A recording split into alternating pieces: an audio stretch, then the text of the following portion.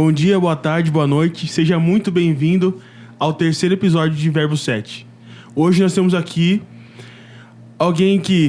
um ex-atleta que decidiu empreender ajudando pessoas na vida financeira, ou ajudando pessoas a conquistarem patrimônio, ou assegurando seu patrimônio. Seja muito bem-vindo ao Verbo 7, Henrique Lima. Fala pessoal, fala Eric, Sidney, muito obrigado pelo convite, cara. É um prazer, uma honra a gente estar aqui. Eu poder compartilhar um pouquinho da minha história, das vivências, né? Tem muita coisa por aí. E muito obrigado pelo convite. Que Deus continue abençoando vocês aí com essa ideia, com esse projeto. Eu creio que é um projeto transformador e é uma honra estar aqui com vocês. Com certeza, cara. A honra é nossa.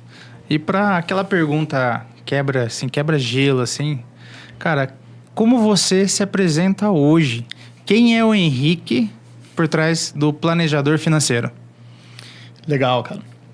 O Henrique é um cara sonhador que tem vivido os últimos tempos aí os propósitos de Deus para a vida dele. Eu sou esposo da Beatriz, pai do Arthur e do Otávio. Sou um cara de família. Gosto muito de lazer e tudo mais. Mas eu acho que hoje eu posso dizer que eu sou o Henrique, servo de Cristo. Que é por quem a gente tem vivido a nossa vida, né? Acho que ele é a razão de todas as coisas. E seria isso. Top. Lindo demais. Bacana, Henrique. A gente conhece um pouco, brevemente, sua história. E a gente queria saber de você, como foi, qual é o seu background ali, o que você fez antes e o que te levou a empreender nessa área, o que te trouxe nessa jornada? Boa pergunta. Bom, eu como todo garoto, né? Tinha o sonho de ser jogador de futebol, sonho de poder fazer aquilo que de criança a gente amava. Sempre gostei muito de futebol desde pequenininho, desde que eu me conheço por gente. Eu amo futebol, comecei a treinar muito cedo, 5, 6 aninhos. Meu falecido vô, que me levava nos treinos também. Sempre tive o incentivo da minha avó, da minha mãe. E normalmente aquele garoto que ele sonha ser jogador de futebol é porque o desejo dele também não é só fazer aquilo que ele ama, mas a gente tem como ideia mudar a história da nossa família também, né? Questão financeira falando. Sim. A gente, todo moleque que sonha jogar futebol é porque hoje tem... a profissão, ela oferece, ela proporciona uma qualidade de vida, um conforto para os seus. Então, o meu intuito era esse. E aí, eu fui tentando por muito tempo. E aos 25 anos, quando eu decidi parar de vez mesmo, decidi falar, cara, eu já tô com 25 anos de idade, o meu filho mais velho estava com 6 anos, o Otávio pequeno estava com 10 meses, e foi onde eu decidi que eu não tinha ganhado dinheiro na bola para trazer um conforto legal para a família. E aí, por esse motivo, eu falei, cara, tá na hora de parar, tá na hora de pensar na minha carreira no mercado de trabalho. Então, foi por esse motivo que eu acabei saindo. Acho que para resumir, para não ficar muito longo, eu passei por diversas áreas. Na parte de vendas, no setor metal mecânico, na indústria, junto com a minha sogra na época. Depois eu trabalhei um tempo na fábrica da minha avó, aqui também na cidade de Piracicaba. Depois eu tive a oportunidade de também trabalhar num escritório de desenvolvimento humano e organizacional. Ali eu tive muitos ensinamentos também, cresci muito em questão de comportamento humano, fiz várias formações ali dentro. Quando eu parei de jogar, eu fui gerente de uma loja também aqui em Piracicaba, que também me trouxe muita vivência, experiência. Depois eu fui empreender, isso já era, né, empreendendo. Quando eu saí da loja, eu já comecei a empreender. Eu já trabalhava no escritório como PJ. Uhum. E quando eu saí do escritório, eu falei, cara, preciso dar sequência nessa parte de empreendedorismo. E eu fui para uma financeira, onde nós compramos uma franquia de uma financeira, eu e um amigo, Nós fizemos uma sociedade, montamos 2 unidades, uma em Santa Catarina, outra em Piracicaba. Atuamos um tempo com ela. Depois eu fui para a pastelaria junto com meu irmão. Então você vê como que são... É bem dinâmico, né? É bem, como eu poderia dizer, bem amplo. As áreas de atuações, a experiência. Fiquei um tempo com meu irmão lá. E aí foi quando eu saí eu tive uma lesão no joelho. Eu estava num momento na minha vida onde eu precisei ressignificar algumas coisas e pensar algumas coisas. E aí foi quando eu decidi sair de lá, fazia 2 anos que eu trabalhava com 2 senhores do agronegócio. Eles tinham uma holding de aquisição imobiliária e eu fazia toda a parte administrativa e financeira para eles, né? Em formato de consultoria.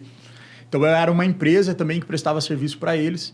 E aí foi quando eu decidi realmente abrir mão de tudo por conta de ressignificar algumas coisas da minha vida.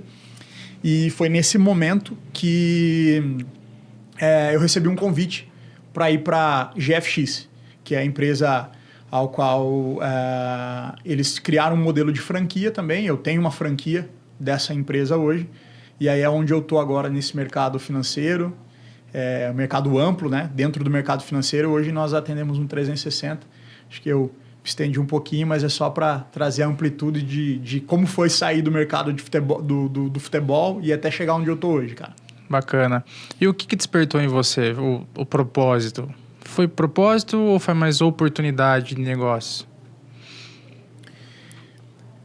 Oportunidade e propósito. Eu acho que primeiro, na nossa vida, o propósito ele precisa estar em primeiro lugar. Eu lembro que quando eu decidi abrir mão de todas as coisas para ressignificar algumas, eu entendi que eu precisava ir para algum lugar onde eu tivesse flexibilidade de fazer aquilo que eu tinha como propósito para a minha vida, mas que o trabalho não tomasse um tempo extremo da minha vida, onde fizesse eu não conseguir desenvolver outras coisas que eu tenho em mente. Meu chamado, ministério, e aí foi quando chegou essa oportunidade. Então eu creio que a oportunidade foi porque o propósito do qual Deus tinha para minha vida, ele encontrou nessa oportunidade o propósito que ele tinha direcionado para mim. Então eu falo que o propósito em ajudar pessoas, acho que é o que eu gosto, que eu vejo, que queima no meu coração. Então acho que o primeiro intuito é isso, é ver as pessoas bem, ver as pessoas crescerem. E eu costumo ouvir uma frase, isso eu guardo muito pro coração, no meu coração isso, mas ver os meus amigos bem, prosperando e felizes, é o que precisa me fazer bem também. Então eu acho que isso é uma coisa que me chama muita atenção. Que bacana, cara. É assim, o propósito de você ajudar as pessoas, ele é diferente, né? Porque assim, oportunidade tem em vários lugares. O Brasil, ele é um país de oportunidade. Sim. Só que tem que alinhar o propósito. E esse propósito de ajudar as pessoas a fazer transformação, isso é incrível, né, cara? Isso é isso que move, né? Eu imagino que é o que move as pessoas a fazer, né? É o que me move, é o que te move também, né? Show de bola.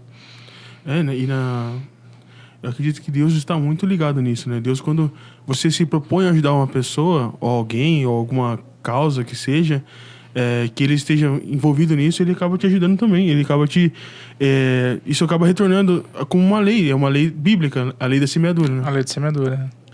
Henrique, tendo em vista tudo isso que você falou, da sua história, você participou de muita coisa, trabalhou com muita coisa, o que exatamente, ou qual foi o momento em que você falou assim, cara, é isso aqui, me encontrei com o planejador financeiro, me encontrei nessa área. Como foi isso? Eu sempre gostei muito de matemática, cara. Sempre gostei muito de números. Eu sempre fui um bom aluno. Eu não dava muito trabalho na escola, né? Eu sempre gostei de jogar bola, de brincar e tudo mais. Então, às vezes eu gostava de aula de educação física, mas eu sempre fui um bom aluno. Sempre tive facilidade de aprender algumas coisas e tal. Então, eu sempre gostei muito de matemática, de números, né? E eu lembro que quando eu saí da carreira de tentar ganhar dinheiro na bola e depois eu fui gerenciar uma loja, eu já comecei a lidar com números, né? Porque como gerente de loja, nós somos cobrados, um pouquinho mais difícil ainda, né? A gente é cobrado não só pelo nosso resultado, mas pelas pessoas que estão com a gente ali, né? Então, aí não depende só de nós. Depende de a gente saber gerir bem uma equipe, que são pessoas, e fazer com que essas pessoas alcancem esses resultados, que elas também têm como meta. Então, aí eu comecei a gostar um pouco dessa questão. Eu falei, pô, que legal. Eu preciso ajudar pessoas a chegar a um número. Então, isso daí começou a me chamar muito a atenção, só que nessa época, eu já gostava muito do mercado financeiro. Então, eu já estudava um pouquinho, eu li um pouquinho sobre investimento, eu li um pouquinho sobre criptoativos, criptomoedas. Cara, eu conheci o famoso Bitcoin, ele era baratinho, cara. Nossa, eu participei dessa época com ele. Perdi essa oportunidade de deixar um pouco guardado lá, né? Então, eu falo assim, então eu sempre gostei muito do mercado financeiro. E eu sempre me via dentro do mercado financeiro, não sabia de que forma. Mas eu me via de alguma forma que um dia eu ia trabalhar com isso. E aí foi quando chegou essa oportunidade, esse convite. E aí é onde estamos hoje felizes, contentes de poder ajudar as outras pessoas. Sim. E é isso aí. O legal é que você tinha uma visão. Você tinha uma visão e tinha um objetivo, né? E o interessante é que hoje você está vivendo isso. Você está vivendo esse propósito. Exatamente. Isso é top, né, cara? Muito bom. Na sua visão, qual que é o erro mais comum que as pessoas cometem com dinheiro hoje? Muito boa pergunta. Nossa. Essa pergunta Essa é polêmica. Essa é polêmica. Cara, a cultura brasileira, ela é uma cultura diferente de alguns outros países, né? Aliás, tem que ser, né? Diferente de outros países. Cada país tem uma cultura, uma forma de crescer. E eu vejo hoje que o nosso país, hoje é um dado, tá? Um dado de mercado hoje, que 64% dos adolescentes que saem da escola, eles saem analfabetos funcionais. E esse número é um número alarmante, né? Então, hoje o que falta dentro das escolas, que eu vejo que seria imprescindível, é que ainda exista uma matéria de educação financeira para as crianças, para elas crescerem sabendo da importância de que elas nunca devem gastar mais do que elas ganham. Então, acho que o maior problema que acontece hoje dentro da sua pergunta, Cid, é que as pessoas elas gastam mais do que elas ganham. E normalmente isso acontece por quê? A gente está vivendo uma era de status. De ostentação. Então você vê uma galera em ascensão hoje ostentando carros de 2, 3, 4 milhões, corrente de ouro, relógios de marcas. Então você vê que o mercado do luxo ele cresceu muito. E como a gente está numa era de acesso à informação muito, muito ampla, isso causa desejo nas pessoas. Então, que criança que não cresce hoje, que não vê o cara andando de uma Ferrari, que ele não fala assim, pô, eu quero ter uma Ferrari também. E aí esse desejo faz com que as pessoas elas gastem o dinheiro que não tem para comprar coisas que ela não precisa, para aparecer para as pessoas que não estão nem aí para elas. Então, acho que esse é o maior problema que acontece hoje. A galera não tem uma educação financeira e justamente por isso. Porque ela quer comprar o que ela não precisa com o dinheiro que ela não tem para impressionar pessoas que não estão nem aí para ela. Esse é quase que um conjunto ali de inteligência emocional com a gestão financeira, né? Perfeito. Seria interessante mesmo. Eu já parei para refletir sobre isso. Vou explorar um pouco mais sobre isso. O que você pensa que seria... assim, mais tecnicamente, o que necessariamente teria que ser ensinado para essas crianças? Eu acho que o que deveria ser ensinado para a criançada hoje em dia é essa importância de eles não terem na mente um imediatismo. Porque tudo que você quer de imediato faz você sair fora de um planejamento. Então, por exemplo, se eu quero ter uma casa... eu desejo comprar uma casa. Você precisa se planejar para isso. Normalmente, quando você não se planeja para ter um imóvel, você antecipa aquilo que deveria estar dentro de um cronograma de planejamento. Então, as crianças, às vezes, elas saem da escola sem essa consciência e aí ela quer ter um iPhone 16. E às vezes nem trabalha ainda. Sim. E aí ela insiste, convence e pede pro pai a dar um iPhone 16 para ela, que o pai ele parcela em 24 vezes de R$600 esse iPhone 16, porque ela quer ter um iPhone. Quando se ela tem uma educação financeira de que as coisas elas devem acontecer no momento certo, ela vai falar, cara, não deveria gastar isso agora. Vai chegar o momento certo de eu ter isso. Sim. E detalhe, né? Uma taxinha de juros de 3,6 ao mês. Amiga. Exatamente. Então eu acho que assim, é conscientizar mesmo as crianças da importância do dinheiro, da importância de poupar, porque ao longo da nossa vida vai acontecer um monte de imprevisto. Sabe aquela velha máxima que todo mundo já escutou assim, ó, nossa vida é uma roda gigante. Uma hora você está lá em cima, outra hora você está embaixo. Sim. E é uma coisa que acontece. Só que as pessoas que elas se planejam financeiramente, elas sabem que vai chegar um momento que talvez ela vai estar lá embaixo. Só que ela já se organizou antes. E essa organização faz com que quando ela passar por baixo, ela passe de uma forma um pouco mais tranquila. Não que não vai ser difícil, mas ela vai passar de uma forma um pouco mais tranquila. Então, eu acho que é conscientizar mesmo as crianças da importância do dinheiro, da importância de poupar, da importância de planejar tudo aquilo que vai ser feito. Então, eu acho que essa é algo que deveria existir mesmo, uma educação financeira. Você sabe que, assim, isso é um ponto muito interessante. Eu já montei alguns negócios e alguns teve êxito, outros não teve êxito. E um deles foi assim, cara, eu fiz um planejamento financeiro, mas o planejamento financeiro só da montanha lá em cima, nada lá embaixo. Eu só pensei no bom, não pensei no ruim. Aí eu fiz conta errada.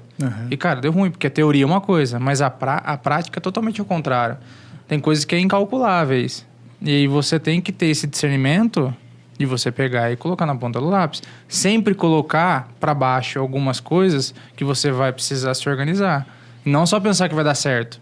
Que eu só pensei que ia dar certo. Eu só vi o faturamento. Mas no começo, quando eu comecei a empreender, eu só vi o faturamento. Que era um X. Era um contrato. Mas eu não via os pormenores da operação. Por isso que é importante um planejamento. Exato. Se organizar. Eu acho que o nosso ramo, né, do empreendedorismo, nós temos que ser otimistas. É uma coisa que tem que ser inerente a um empreendedor. Otimista. Ele não pode ser pessimista, não pode acordar. Nossa, hoje eu não vou fechar um contrato, hoje eu não vou conseguir. Esquece, não vai dar certo. E esse otimismo, às vezes, ele se torna uma empolgação que acaba não medindo muito a consequência disso, né?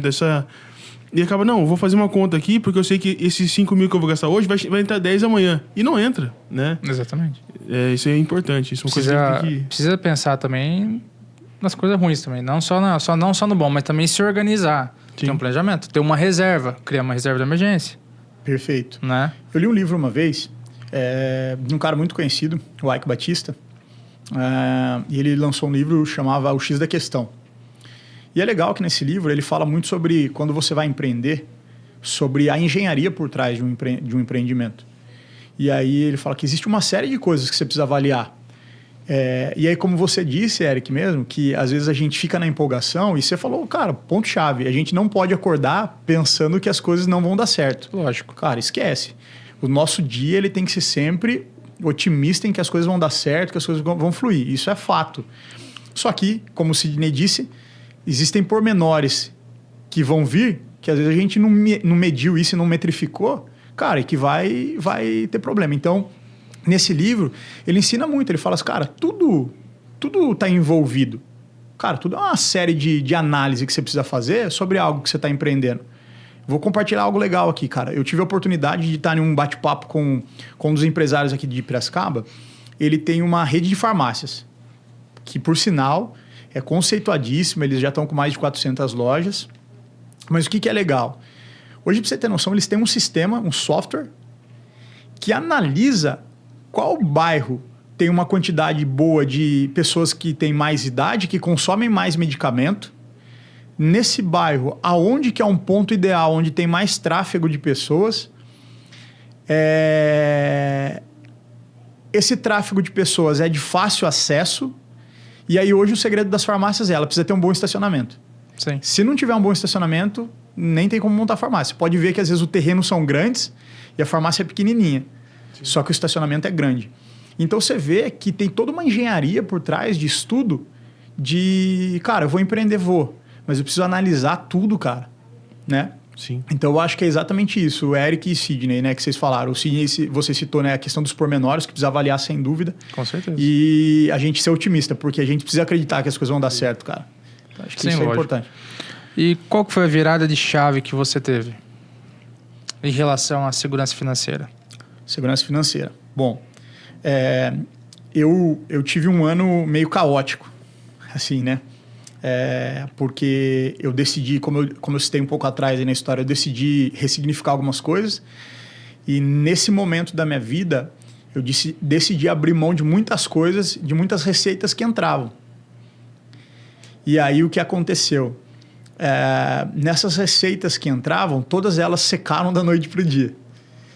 E aí eu falei assim, cara, eu vou me mantendo com o que tem aqui por enquanto. E aí as oportunidades não tinham chegado, eu não entendia que ainda era algo que eu deveria seguir, apareceu uma proposta boa na época, só que essa proposta boa, ela ia conflitar com aquilo que eu tinha pedido como propósito, como que eu queria, flexibilidade, poder organizar a minha agenda, poder cumprir com o que era meu chamado, meu papel. Então isso fez com que eu ficasse um bom tempo ali sem entrar nada, só saindo. E aí eu comecei, e aí essa virada de chave foi que eu falei, cara, como é importante a gente ter uma reserva financeira, como é importante a gente se planejar para as tomadas de decisões que a gente vai ter na nossa vida. Então isso virou a chave da minha cabeça, sabe? Deu uma virada de chave muito grande. E aí foi aí que eu comecei a organizar algumas coisas, né? Então isso foi a virada de chave assim da minha vida. Resumir, foi mais questão de uma dor. Teve uma dor e precisou encontrar uma solução. Perfeito. São as maiores lições das nossas vidas, né? Sim. A gente só vai aprender, cara, nas dificuldades que a gente passa. Com certeza. Quando tá tudo bem, cara, a gente não... Difícil aí a gente aprender alguma lição, cara. Mas é nas maiores dificuldades, nos maiores problemas da nossa vida que a gente aprende as melhores lições, cara. Com certeza, Henrique. E como você define a sua atuação hoje? Como você definiria o que você faz e o que se resume a sua atuação? Legal. Bom, eu costumo dizer para os meus amigos, para os meus clientes, que hoje o meu papel é ser um concierge financeiro. Aí o pessoal falou, pô, o que é concierge financeiro, né? Concierge é o cara que vai cuidar de um 360 graus. Hoje, dentro do nosso mercado, nossa empresa, a gente atua em um 360 graus financeiro. Então, todas as necessidades do meu cliente na área financeira, a gente vai encontrar uma solução boa para ele. Então, hoje nós temos um portfólio muito amplo dentro da empresa.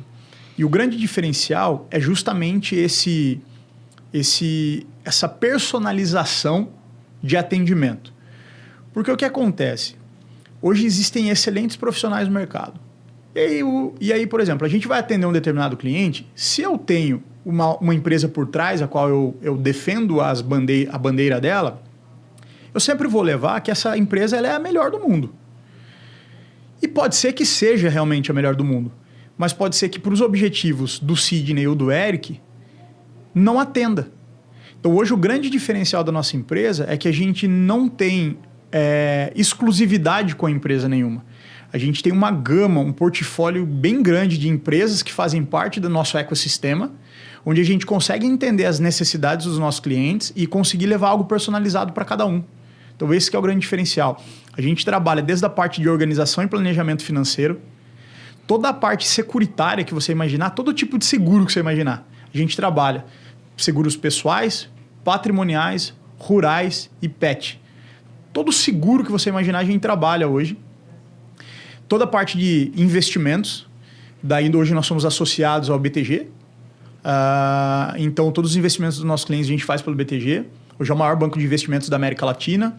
É um banco de 40 anos de mercado. É um banco excepcional. E toda a parte de aquisição de bens e patrimônios, que daí entra a linha de financiamentos, empréstimos, consórcio. A gente trabalha também hoje. E a gente tem também a parte de dolarização de patrimônio. Então, existem alguns clientes que ele às vezes tem um patrimônio significativo e ele quer levar esse patrimônio para fora. Então, a gente também tem essa área dentro da empresa onde a gente dolariza patrimônio dos nossos clientes. Então, hoje, realmente, o nosso atendimento é em um 360 graus. tudo aquilo que os nossos clientes têm como necessidade, a gente vai encontrar um objetivo que se adequa à necessidade dele, e aí a gente apresenta e consegue, a longo prazo, alcançar o objetivo dos nossos clientes. Boa. É um atendimento bem personalizado, né? É como se pegar uma criança na mão e ir andando com ela até ela se desenvolver e crescer. Mas a diferença é que você nunca larga dele. Você sempre vai ficar com a mão com ele porque você sempre vai ser o consultor financeiro dele. Você vai ajudar em várias áreas da vida dele. Perfeito. Enquanto ele quiser estar comigo... Enquanto ele quiser. Enquanto ele quiser estar comigo, a gente vai com certeza ajudar em todos os objetivos dele, né? Henrique, tem uma dúvida. Como funciona a dolarização? E já vou emendar outra pergunta rapidamente. Qual a diferença entre proteção e investimento? Muito boa pergunta, Eric. Bom, dolarização, na verdade, o cara tem... Vamos supor, você tem um patrimônio líquido aqui, cara, eu tô com 10 milhões na conta. Patrimônio líquido, quando eu falo, é porque o cara tá com dinheiro na conta, né? Sim. E ele precisa, de alguma forma, às vezes por insegurança, estabilidade econômica do mercado, o cara ele não está seguro em fazer alguns investimentos no Brasil, por exemplo, país ao qual ele reside e tudo mais. Então ele decide levar esse capital dele para fora. E aí, ou às vezes ele vai comprar alguma coisa fora do país, ou às vezes ele vai comprar um imóvel fora do país para poder imobilizar esse patrimônio dele em outras moedas. Às vezes ele vai comprar ações de empresa fora do país também, para ele poder levar um pouco desse capital para fora. Então, existem algumas vertentes ali que o cara acaba fazendo essa dolarização de patrimônio dele, levando... E todo esse estudo você ajuda? A gente ajuda, questão de captação de imóvel, localização, tudo isso? Exatamente. Que legal, exatamente. cara. Então, interessante. Uma das empresas que a gente trabalha dentro desse nosso ecossistema, ela é especialista nisso. Então, a gente faz um estudo de caso, aí o pessoal do back-office, da galera que atua nessa determinada área, ele faz um estudo do cliente específico, personalizado, um estudo de mercado, e aí com tudo isso ele traz um planejamento adequado, a gente leva para ele toda uma personalização daquilo que é o objetivo dele, né? E emendando a outra pergunta, a diferença de proteção com e de investimento. Né? Essa é uma pergunta muito boa. Primeira frase que eu costumo repetir muito para todos os clientes, que um bom planejamento financeiro ele começa com uma boa proteção financeira. Qual a diferença em relação à proteção e investimento, para resumir bem, para você entender?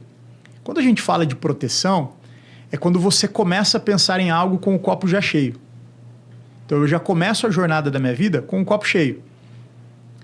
O investimento é aquele copo vazio que eu vou enchendo ao longo da minha vida. Funciona mais ou menos assim, em comparativo do que é a proteção do que é investimento. Proteção, normalmente a gente está falando de um seguro de vida. Só que um seguro de vida específico, personalizado para cada pessoa e diferente dos seguros de banco que a gente conhece. Seguros de banco hoje ele tem algumas coisas que eles implicam, né? Inclusive eu postei hoje no meu Instagram um caso que aconteceu de uma pessoa que faleceu faz 3 meses e ele sempre falava, ele pagou um seguro por 20 anos e ele sempre falava que ele tinha 4 seguros e que se acontecesse alguma coisa com ele, todo mundo ia ficar bem. Ele faleceu faz 3 meses e até agora a família não recebeu nenhum dos seguros. Por que não recebeu? Porque esse seguro que ele tinha pelo banco era um seguro que só defendia, só cobriria se fosse uma morte acidental. E o caso da morte dele foi uma morte natural. Então o seguro não pagou, eles estão brigando, isso daí vai correr por meses na justiça para ver se vai conseguir pagar e no final de contas a família não vai conseguir receber. Até né? por anos, né? Não só meses, até por anos. Por anos, Sim. exatamente. Tem casos que é 2, 3 anos. Então assim, o seguro de vida ele é uma forma de proteger aquilo que você está construindo ao longo da sua vida. Então, por exemplo, todos nós aqui, a gente está na casa dos seus 30, 35 anos. Então, nós somos novos. A gente está no que nós chamamos de segunda idade. Então, nós estamos construindo a nossa vida financeira. A gente está construindo aquilo que a gente almeja lá na frente. Porque o desejo de todo mundo, cara, é a gente se aposentar, chegar na nossa terceira idade ali, e a gente ter qualidade de vida e ter um padrão de vida legal. Sim. Esses são os objetivos de uma pessoa que chega na terceira idade. E aí, o que acontece? Então, nessa segunda idade, é onde você constrói, a gente ajuda, né?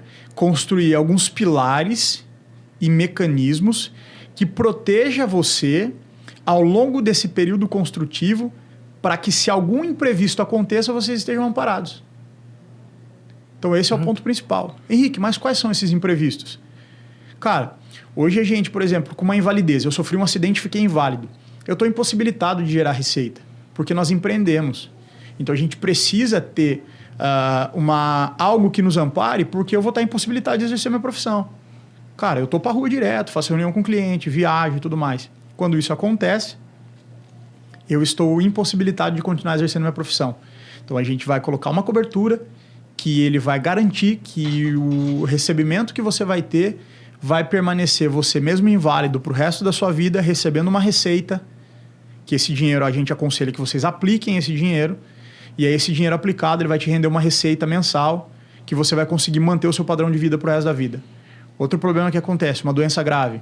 Uma doença grave, hoje um câncer maligno, por exemplo, você precisa ficar pelo menos 2 anos, 1 ano em tratamento, quimioterapia e tudo mais. Então isso pode afetar também, né, essa parte de gerar receita.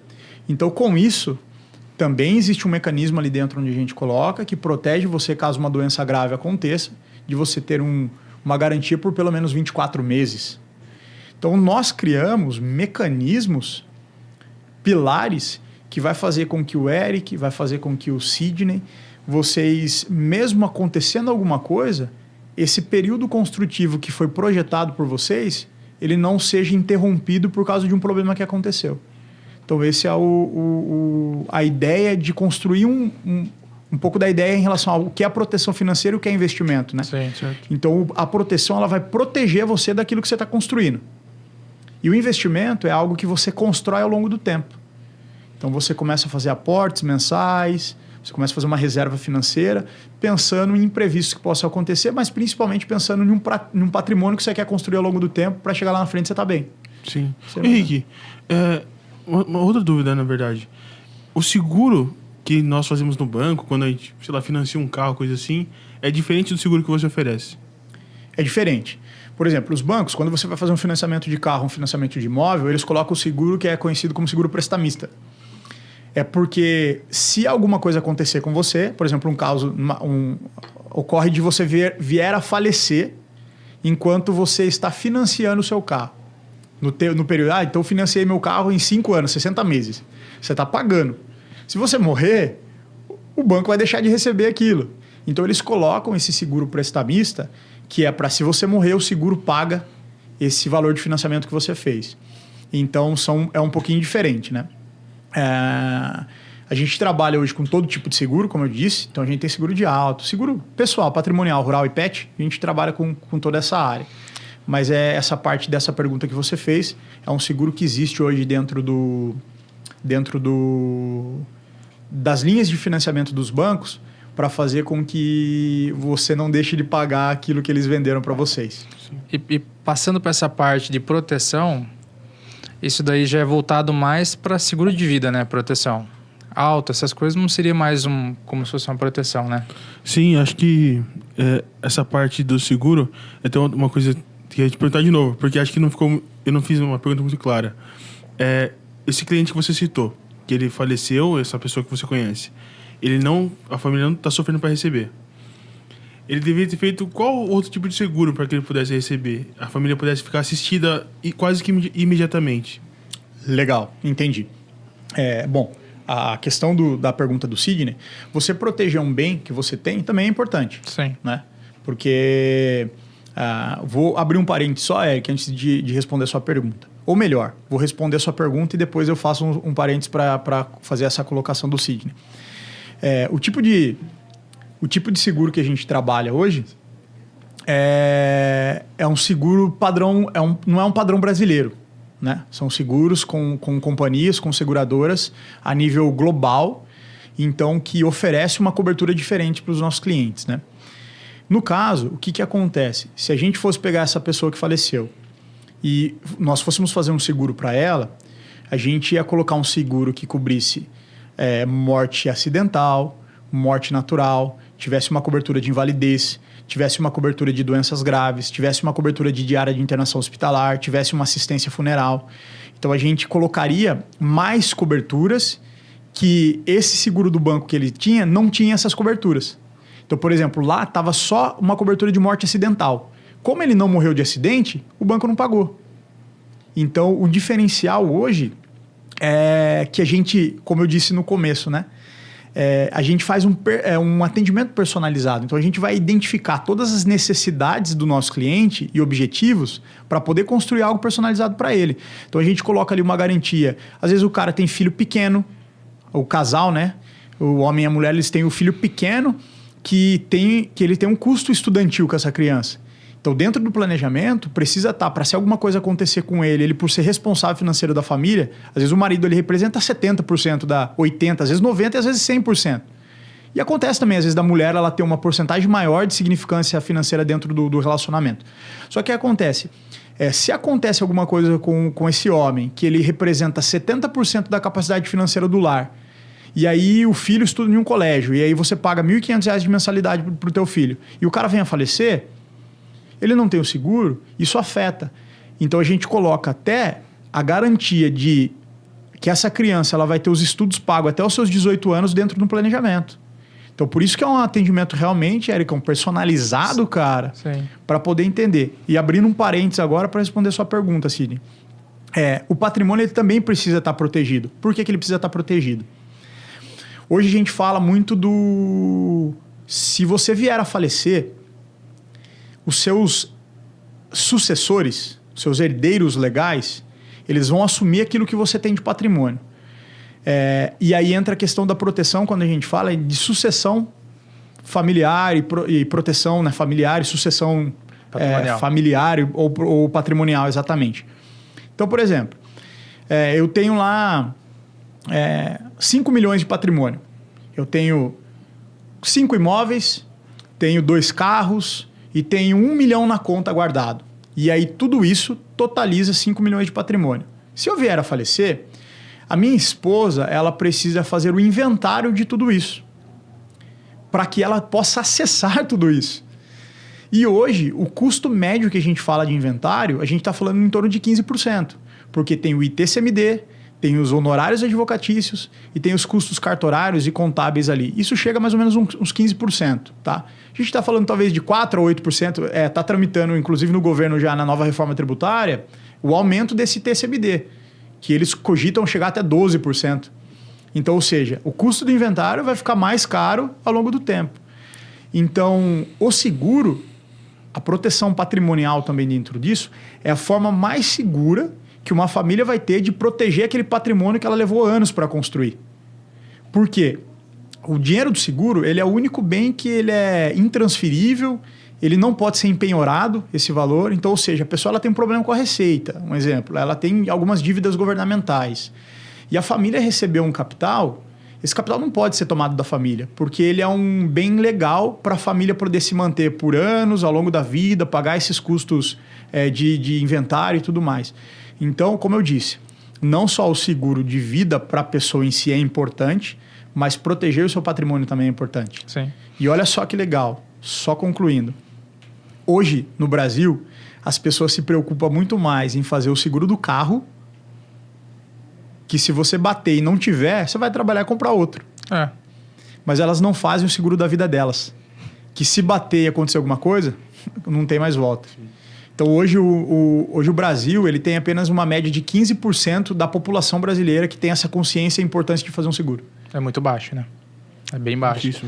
E o papel hoje do banco, o papel do Henrique, eu vejo que justamente o banco enxerga uma oportunidade. Eu vejo que o Henrique enxerga um propósito.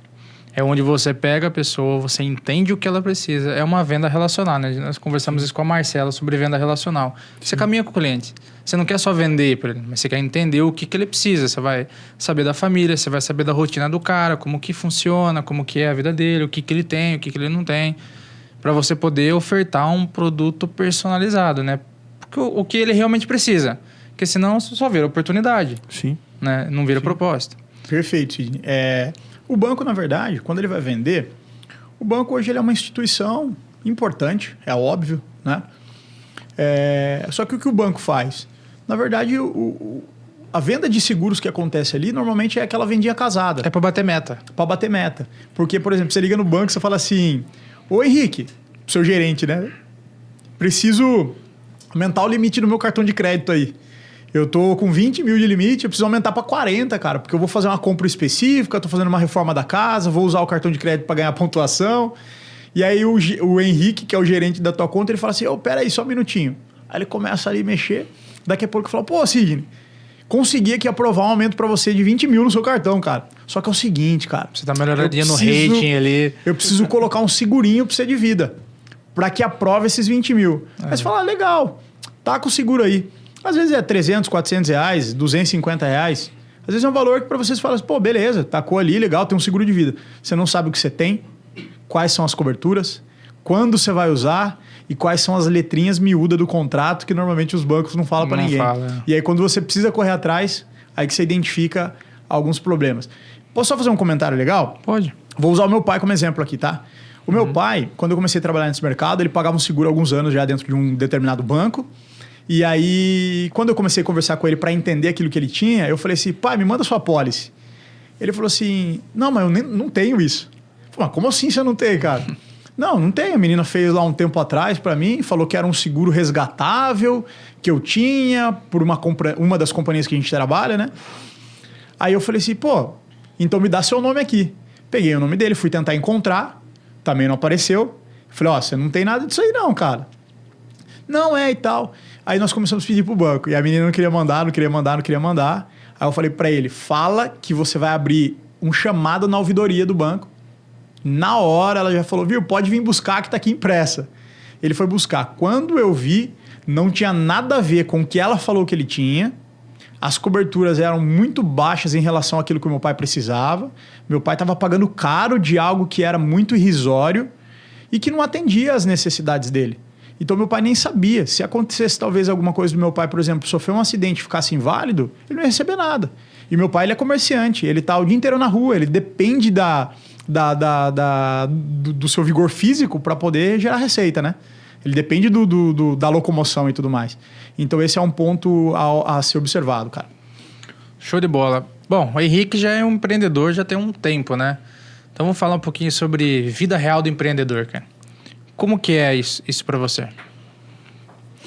E o que você aprendeu aí empreendendo? Você aprendeu na raça, desenvolvendo sozinho, que ninguém te ensinou. Boa. Eu acho que eu peguei gosto pelo empreendedorismo, né? O empreendedorismo, ele traz muitos desafios. Muitos desafios.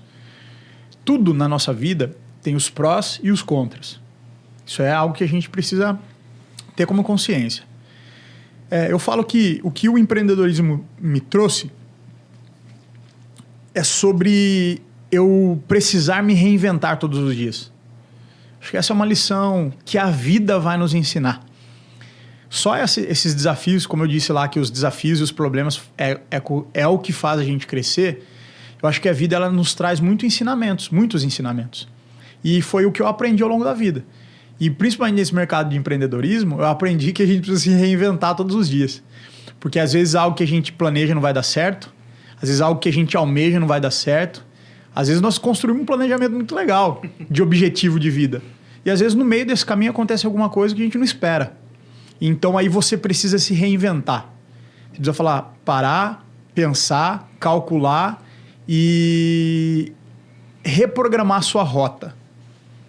Existe uma frase que eu também carrego comigo, talvez vocês vão escutar eu falar algumas frases aqui, mas é que para quem não sabe onde quer ir, qualquer lugar serve. Sim. Então, para quem não sabe onde vai, qualquer lugar serve. Se nós temos um alvo determinado, é para lá que a gente vai caminhar. Só que no meio desse percurso, a gente vai precisar reprogramar a nossa rota para chegar lá. Porque não é um caminho reto. Vão existir alguns caminhos para nós chegarmos lá nesse alvo. E vai ter momento que vai acontecer vai aparecer algum buraco que você não vai conseguir passar. Vai aparecer uma ponte que você vai ter que desviar. Então, na nossa vida é assim. Então, eu acho que a maior experiência, Sidney, que eu aprendi é que eu preciso aprender a me reinventar sempre. Boa, é por isso que eu gosto daquela missão, valores e visão, né? Não, Sim. Missão, visão e valores. Isso. Por isso que eu gosto disso. Porque primeiro você sabe qual é a sua missão. Você tem claro isso. Aí você tem uma visão. Visão é para onde você quer ir. e você tem os valores. Os valores é a base de tudo. Sim. Os valores não podem mudar. Então, você tem a base, você sabe sua missão, você sabe pra onde você quer ir, cara, é certo que vai dar certo. Sim. Só que não pode parar, não pode desistir. Perfeito. É exatamente isso. Henrique, você também é cristão, assim como nós. Como você lida com isso? Assim, eu já conheço um pouco da sua história e você fala bastante sobre oração e tal. Como você lida, o empreendedor lida com a parte espiritual? Muito bom. Como eu disse no começo, o Henrique, servo de Cristo, né? Eu falo que esse é o primeiro intuito e objetivo da nossa vida, né? Que precisa ter, nós como cristãos. Quando Jesus ele veio, cara, ele foi crucificado, ressuscitou ao terceiro dia, e Filipenses 2 vai dizer que ele está sentado ao lado de Deus Pai, e aí toda língua deve confessar que ele é o nosso Senhor, todo joelho se dobra no céu, na terra, embaixo dela, perante ele. E ele nos deixou uma ordenança. Ele disse em Mateus, portanto, ide e pregai o evangelho a toda criatura. Então, ele não fez um convite para a gente, né? Vamos lá, se você quiser. Não. Ele é uma ordenança para nós. E quando a gente entende isso, a gente passa a viver por um propósito maior do que todas as coisas. Então, acho que essa é a primeira essência, como cristão. E o mercado financeiro, ele vai proporcionar, às vezes, algumas oportunidades que vai fugir um pouco daquilo que a gente acredita. Então, a gente precisa ter essa percepção. Eu aprendi algo que diz que a gente fala muito de discernimento, né? Então, a gente precisa aprender a discernir as coisas. Só que o discernir as coisas é algo que eu aprendi que ele não é sobre o que é certo e o que é errado. Porque o que é certo e o que é errado, todo mundo sabe. O discernimento é porque vão aparecer coisas que são erradas, mas parecem certas. E vão aparecer coisas certas, mas que parecem erradas. E aí o discernimento é isso. É a gente saber quando algo é errado, mas está parecendo certo. Mas a gente também aprender a discernir o que é certo, que está parecendo errado. Não sei se eu repetir a mesma coisa, sim, mas é esse discernimento. Existem coisas que são certas, parecem certas, mas são erradas, e existem coisas que são certas, mas parecem erradas e tal, né? Então a gente tem essa questão desse discernimento mesmo. Então, como lidar com isso, eu lido muito bem. Porque a gente precisa entender também, sabe quando a pessoa fala assim, qual é seu trabalho secular, seu trabalho ministerial? Sim. Eu não vejo muito secular e ministerial. Quando a gente entende de fato quem nós somos em Cristo e qual é o comissionamento que Ele nos deu, tudo é para o reino. Sim. A nossa vida, o nosso trabalho, a nossa condução, as pessoas que Deus confiou a nós, tudo é meio. Tudo é meio. Afinal é reino. Uau. Até porque não dá para ser... o Henrique profissional sugere circular, coisas... circular, circular profissional. Isso, ele sugere coisas ilegais. Você, vamos sonegar aqui um pouquinho, vamos fazer tal coisa, manobra legal aqui. Mas o secular, o religioso, o espiritual, ele vai falar assim, não, isso aqui é errado. Na igreja fala que é errado, na mesa de escritório fala que é... Não, tá bom, tudo bem fazer, né? Não pode ser Exato. assim. É você se doar por inteiro. É você ser verdadeiro, né? E você viver. É um estilo de vida, né? É um estilo de vida. É um estilo de vida. Não é, igual você falou, não é secular. Ou, por exemplo, eu leio um livro secular ou um livro cristão. Não, é um estilo de vida.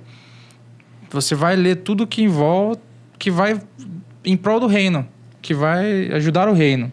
Perfeito. Como você vai fazer as suas empresas ajudar o reino. Perfeito. Você vai servir o reino.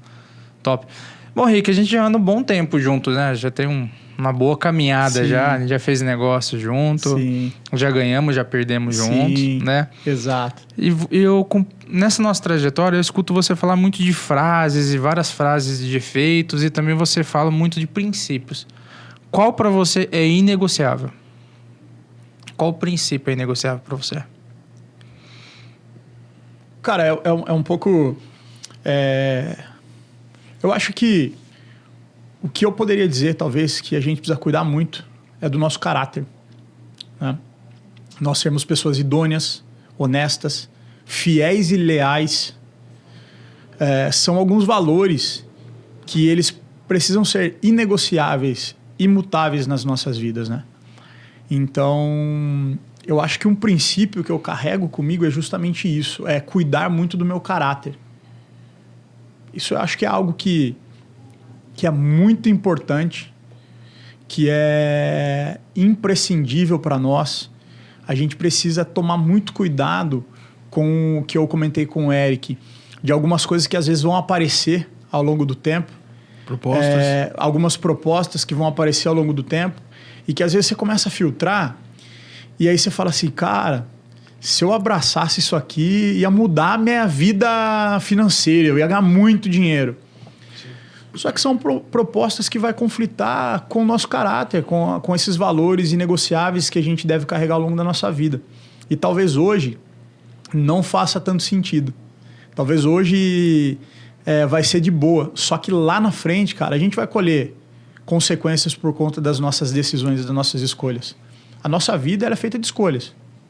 E aí o que vai acontecer, cara? Vai chegar um momento na nossa vida que vai acontecer algumas escolhas que você vai precisar fazer. Só que vai existir consequência para todas elas, cara. Sim. Então é isso que a gente precisa cuidar. Eu acho que então, sim, é assim, cara. Eu carrego alguns princípios cristãos na minha vida, daquilo que o maior líder, e posso dizer que não só dentro do cristianismo mesmo, mas como pessoa, que é Jesus. Ao longo da história, a gente vê os ensinamentos dele como pessoa. Então, esses valores a gente precisa carregar, de honestidade, de integridade, de lealdade, de fidelidade. Eu acho que isso é o que carrega. E isso a gente vai aprendendo ao longo do tempo também. A gente vai amadurecendo, a gente vai se tornando melhor a cada dia. E essa é a busca nossa, de a gente melhorar a cada dia. A gente não pode ser amanhã o que a gente é hoje. Então, eu acho que é um princípio que a gente precisa cuidar muito. Sim. E falando em liderança, né, Eric? O que você daria de conselho aí para quem tá pensando em sair do seu trabalho e começar a empreender? Já, sei lá, quer começar a liderar algum negócio, quer começar a liderar uma equipe ou ser um autônomo e começar algum negócio assim, tipo, voltar também para a área de finanças. O que você daria de conselho que você não recebeu? Boa. Eu falo que tudo tem que ser colocado na balança, né? Tudo tem que ser balizado. Às vezes as pessoas, hoje, são milhares de negócios que começam e que eles quebram. Normalmente isso acontece porque as pessoas elas vão com muita sede ao pote ou talvez empolgação. E aí eles não fazem o que a gente tem conversado aqui nesse podcast, que é nesse nosso bate-papo, que é o planejamento.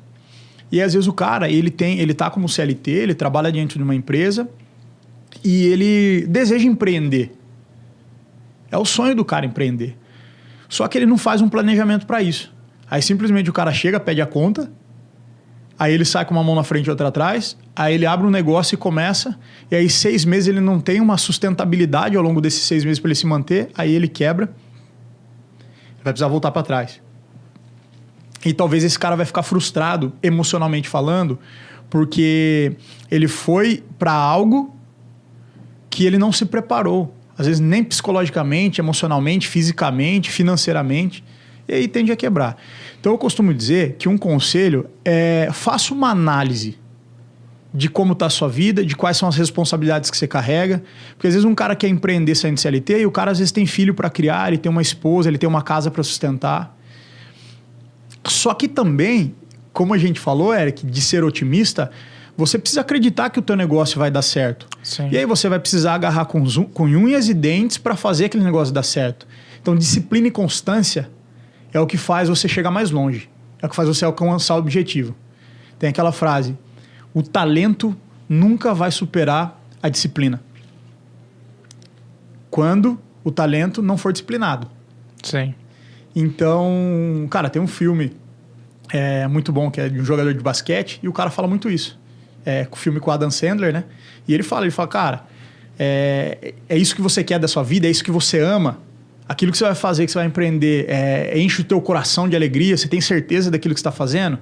Então vai e faz, cara. Só que faz com determinação, com garra, com vontade, com disciplina, com constância. É isso que vai fazer você chegar mais longe. Esses são os meus conselhos, na verdade. E com bom rascunho de... Com bom rascunho de planejamento. De planejamento, cara. Porque senão, você pode quebrar a cara, voltar para trás, e aí você fala assim, cara, nunca mais vou empreender na minha vida. E aí você vai ficar uma pessoa frustrada. E também, você deve arriscar, sim. Porque senão, você vai carregar a sua vida inteira o peso de que eu poderia ter tentado e não tentei. Então, eu acho que você deve ir arriscar. Cara, e se não der certo, como eu disse, reprograma a rota, faz de novo e vamos fazer acontecer, cara. Você sabe a frase que eu mais escuto, cara, de empresário? É assim, ó... Cara, eu não quero ter funcionário, não. Funcionário dá muita dor de cabeça. Eu escuto muito isso. Mas não é que dá muita dor de cabeça. O cara não sabe liderar pessoas. Exato. Ele não tem um processo de contratação bem estabelecido, bem claro. Ele não sabe cuidar dessas pessoas durante a atuação, durante a operação do dia a dia. Né? Então, você ter um processo de contratação bem claro da cultura da sua empresa e você selecionar as pessoas que estão voltadas para a cultura da sua empresa, cara, dificilmente você vai errar com relação ao departamento pessoal. E se você cuidar dessas pessoas na trajetória do dia a dia, dificilmente vai dar errado. Sim. E se você oferecer um bom plano, uma boa remuneração, um bom plano de carreira, de investir na pessoa, em conhecimento, investir na pessoa realmente, falando, esse aqui vai andar comigo, não vai ter esse erro. Muito pelo contrário, você vai investir numa pessoa que vai vestir a camisa da sua empresa e essa pessoa muitas vezes vai virar teu sócio lá na frente. Tem muitos casos assim. Eu conheço muitas empresas, empresários que começaram como office boy numa empresa e se tornaram sócios porque eram pessoas que não é que eles eram estrelas, não, mas que os donos das empresas investiram pesado neles, cuidaram deles. Então, existe um processo, né? E normalmente, Sidney, é legal você citar isso, que os empresários, eles vão investir em pessoas que ele vê que tem vontade de chegar em mais algum lugar. Então, as pessoas hoje, elas são contratadas para uma determinada função e ela só faz aquilo, porque ela foi contratada para aquilo. Não que ela esteja errada. Sim. Ela está certa, ela foi contratada para aquilo, ela está fazendo aquilo. Só que, normalmente, os empresários, eles vão investir em pessoas que ele vê que está fazendo sempre algo a mais. Sim. Então ele vê que o cara se dedica mais, ele vê que o cara ele se esforça mais, o cara quer mais. Cara, você tem que querer mais. Toda vez que você deseja mais, cara, que você busca mais, que você tem disciplina, que você tem constância, que você está querendo algo, que você tem um objetivo firmado na sua mente, na sua cabeça e tal, cara, você vai chegar lá e eles vão investir em você. E você falou um ponto-chave. Hoje, nós precisamos aprender a lidar com pessoas. Cada pessoa tem um comportamento diferente. Cada pessoa ela tem competências diferentes. Então, quando a gente entende qual é a cultura da empresa, o que o cargo que essa pessoa está sendo contratada, ela exige como competência da pessoa. Quando a gente faz uma boa contratação da pessoa, alinha as expectativas com ela, faz com que a assertividade na contratação ela seja maior. Sim. Sim. Você resumiu tudo. O que acontece é que hoje são contratadas quaisquer pessoas para quaisquer funções, sem avaliar, sem nada. E aí, normalmente, essa pessoa ela se frustra. E aí ela chega naquela conclusão que você disse. Ah, cara, eu não gosto de liderar pessoas, tenho dificuldade com liderar pessoas.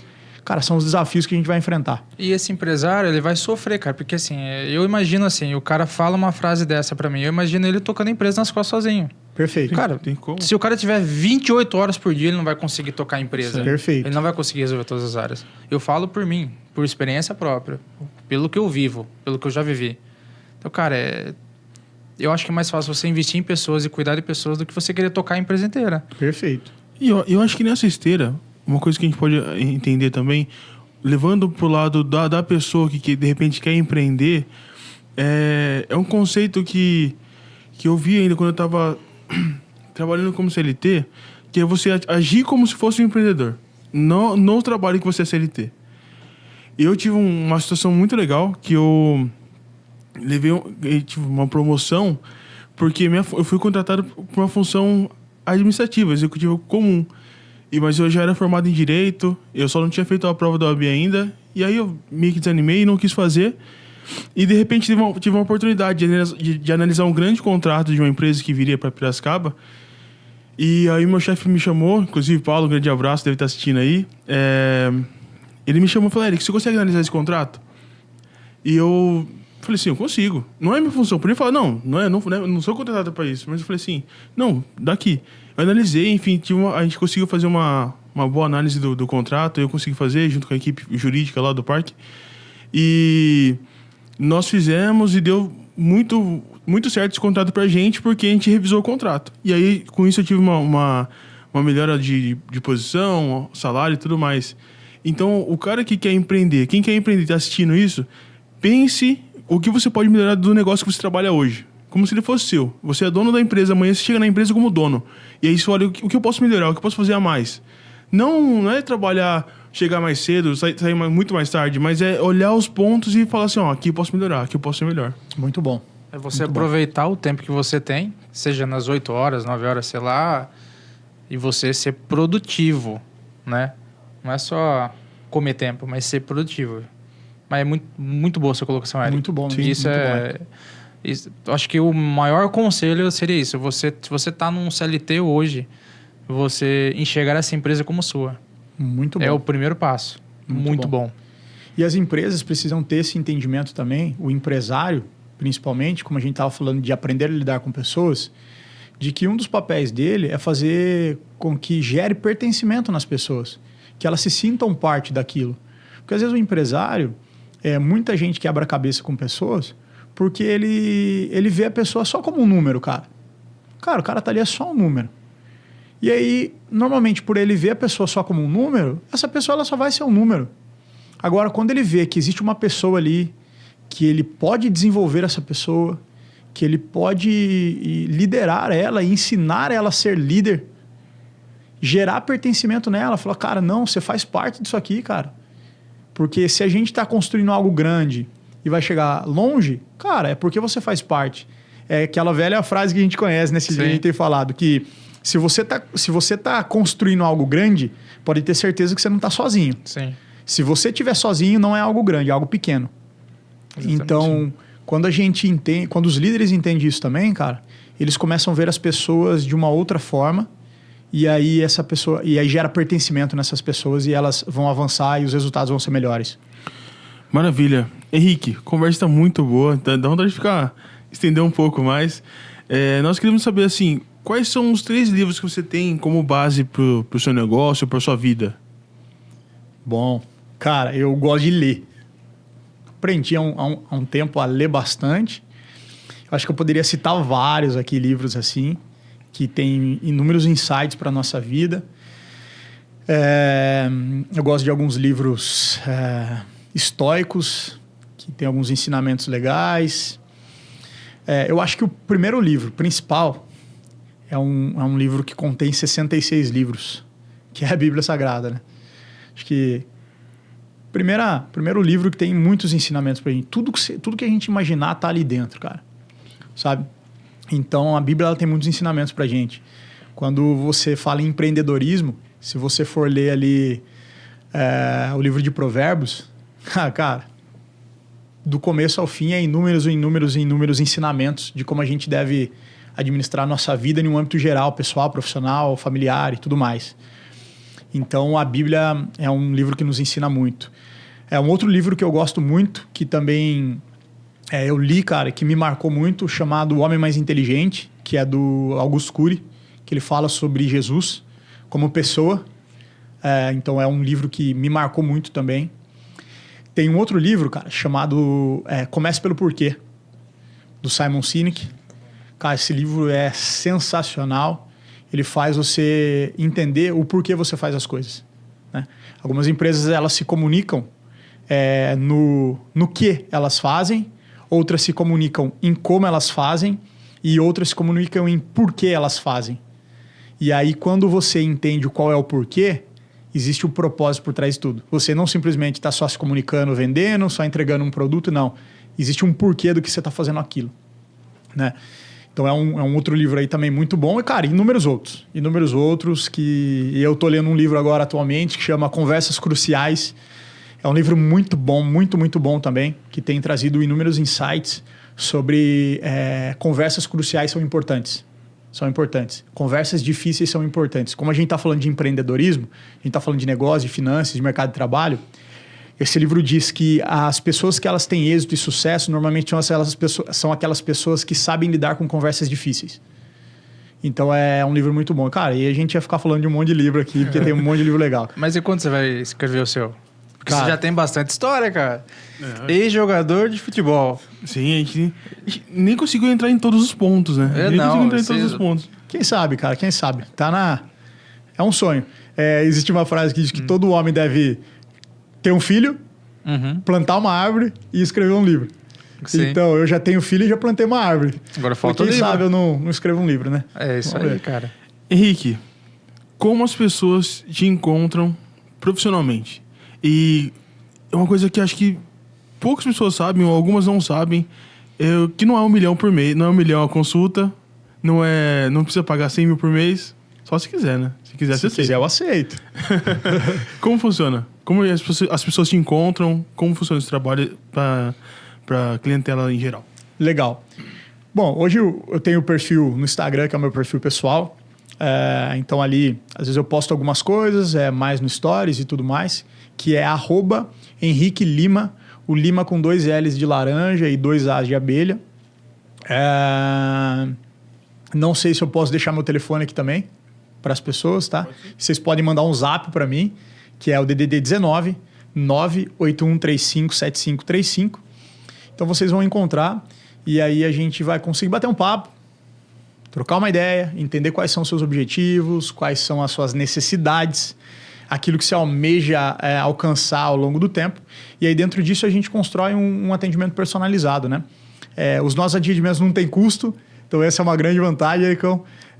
Porque na verdade a única coisa que o cliente vai pagar é sobre o produto que ele está adquirindo para ele. E aí são essas empresas que elas nos remuneram, né? Então às vezes as pessoas ficam até meio receosas de falar assim... Henrique, mas quanto você cobra? Viu? Não, vamos marcar um café, porque acha que existe um valor de consultoria, um valor de... Não, cara. Esse é um dos diferenciais do nosso trabalho. A gente faz um atendimento personalizado pensando nos nossos clientes e aí a gente monta um planejamento legal para ele e quem nos remunera, quem me remunera são as empresas às quais eu represento que vai levar uma solução. Então você está contratando um produto para você está contratando algo para você e quem me paga são as empresas. Então esse é um diferencial. Então pode me procurar, manda um zap, chama no Instagram e aí a gente conversa, bate um papo e seguimos. Show de bola, muito bom. Como que encontra você nas redes sociais, Eric? Eu Eric Vicente, lá no Instagram, e Eric Vicente no TikTok também. Boa, Sorsen Júnior. Eu preciso mudar esse meu Instagram, cara. Meu sobrenome é muito complexo, é Sorsen JR. E não deixa de seguir a Verbo7, né? É @Verbo7 Podcast. Isso. Show de bola. CNX Motors. Agora vai começar todo o nosso grupo de empresas aí. Manda bala, manda boa. Conalx MKT, Conalx Educação com C normal. Show de bola. Gente, foi um prazer ter vocês acompanhando a gente. Foi um prazer, Henrique, ter você nessa mesa, nesse bate-papo. Eu tenho certeza que muitas vidas serão transformadas através da sua. Eu tenho essa convicção. Muito obrigado, cara. Agradeço demais vocês pelo convite. Como eu disse, existe um propósito por trás de todas as coisas, que esse podcast alcance as pessoas mesmo, que elas peguem os insights dos nossos bate-papos aqui. E acho que para fechar com uma frase, que é uma frase que eu carrego para minha vida também com chave de ouro, uma frase do Michael Jordan, um dos bons livros que eu li, que é Nunca Desista dos Seus Sonhos. Leiam esse livro que também é excepcional. E Michael Jordan diz que você erra todos os arremessos que você não tenta. Então, arremessem, galera. Arremessem que só vai acertar quem arremessa. Boa, boa. Até a próxima. Obrigado.